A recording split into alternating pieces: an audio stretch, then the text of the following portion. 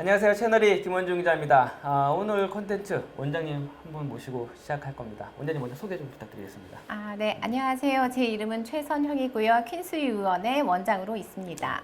오늘 콘텐츠 주제는요. 여러분들 유방암 조직검사와 어떻게 종양을 제거하는지 상세하게 알려주실 겁니다. 그래서 옆에 이렇게 기계도 한 대 갖고 나오셨는데. 네, 네. 가지고 나왔습니다. 이 기계 뭐죠? 저도 처음 보는 기계인데. 네.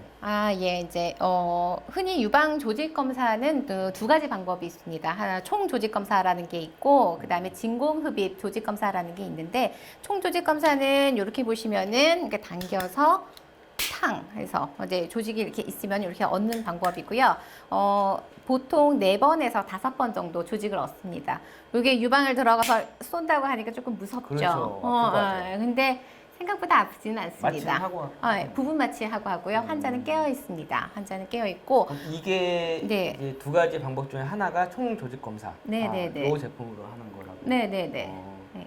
그리고 이거는 조금 다른. 네, 이제 조직 검사. 굵기가 다르죠. 이렇게 보면은 굵기가 요거는 가늘고 요거는 굵습니다. 그래서 요거는 진공흡입 장치는 여러 가지 이제 그 인디케이션, 그러니까 적응증이 있는데 총조직 검사에서 1차적으로 총조직 검사를 하고 양성, 즉 암이 아닌 걸로 확인된 경우에 혹을 갖고 있었는데 한 달이 지나고 2달이 지나고 했는데 혹이 점점 커져요.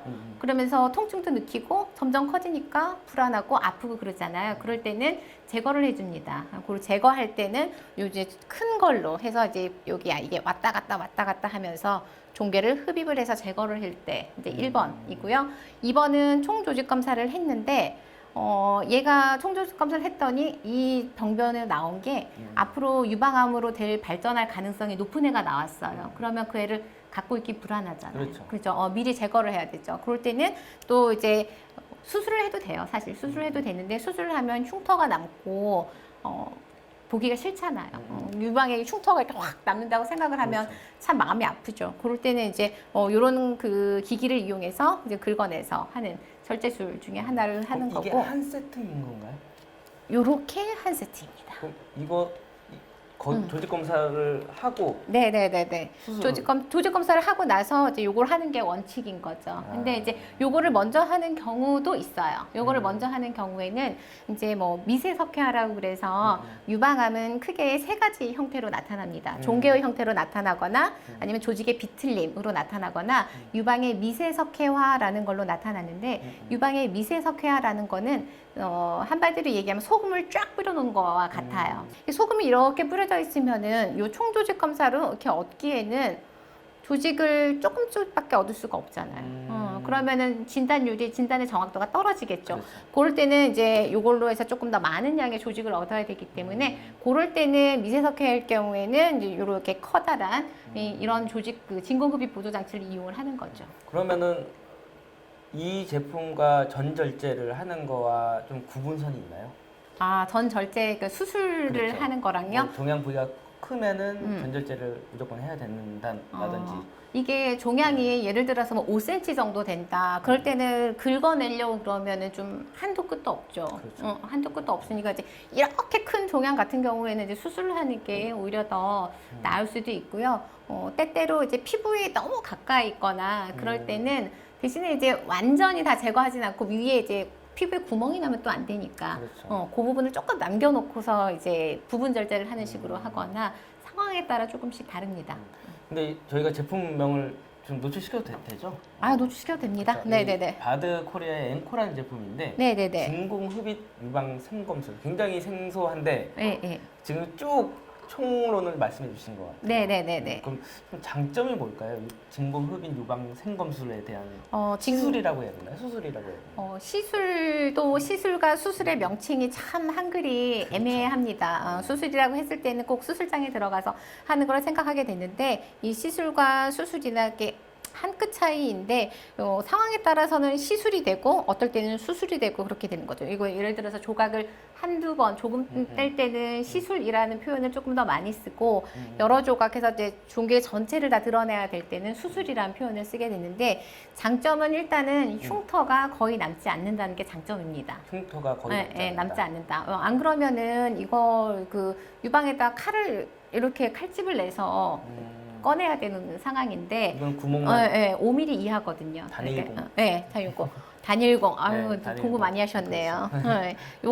이 앞에 게 들어갈 정도의 구멍만 뚫으면 되기 때문에 보통 5mm 이내에 상처가 남고 환자가 켈로이드 같은 그런 특이 체질이 아닌 이상은 거의 상처가 남지 않습니다. 그럼 마취를 해?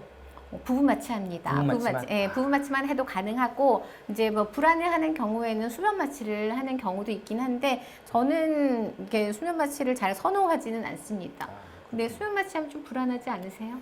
저는 그게 오히려 아니- 수면 마취가 나을 것 같은데. 아 그래요? 너무 무서울 아니 것 같은데. 나를 재워놓고 이상한 요즘 이렇게 뭐 CCTV 이런 얘기도 많이 나오잖아. 그렇죠. 다른 사람이 와서 무슨 짓을 할지 어떻게 알아요? 내가 깨어 있는 게 낫지. 또 그렇게 생각하니 또 그런데 예. 그럼 시술 전후 네. 좀 유의사항이 있다면은 어떤 사항이 있을까요? 시술 전에 특별한 유의사항은 없고요. 대신에 출혈성 이제 아스피린이라던가 아니면은 이제 항응고제라고 해서 심장 판막 수술하시는 분이 먹고 있는 왈파린이라는 약이 있어요. 그런 약들을 먹고 계신 분들은 약을 끊어야 합니다. 왜 그러냐면 이것도 시술이기 때문에 조직을 긁어내면 당연히 피가 나겠죠. 그렇죠. 피가 나면은 이제 피가 나면은 그거가 고여서 혈종을 만들 수가 있고 그렇기 때문에 그런 그 합병증을 줄이려고 하면은 약들을 끊어야 되는 그런 것만 있습니다. 그렇군요. 그럼 이 앵코라는 제품이 조직 검사부터 종양 제거까지 가능하다고 하는데 네네네. 조직 검사는 한 어느 소요 시간 그리고 종양 제거는 또 사람마다 물론 다르겠지만 네네네. 소요 시간이 어느 정도 걸릴까요? 수술? 수술할 때요. 시술마다 다르기는 한데 이제 조직 검사만 한다고 그러면은 한 10분 정도에 끝날 수도 있고 종양 제거로 들어가면 종양이 클수록 시간이 많이 걸리겠죠. 그래서 30분 이상 걸리는 경우도 있습니다.